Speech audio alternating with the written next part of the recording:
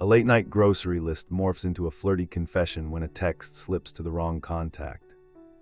The recipient, a stranger in a distant city, replies with stunned silence and practical questions about the sender's intentions.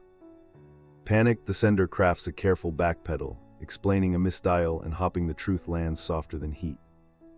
Instead, the accidental confession sparks an odd two-week exchange, as both parties misinterpret signals and share harmless secrets.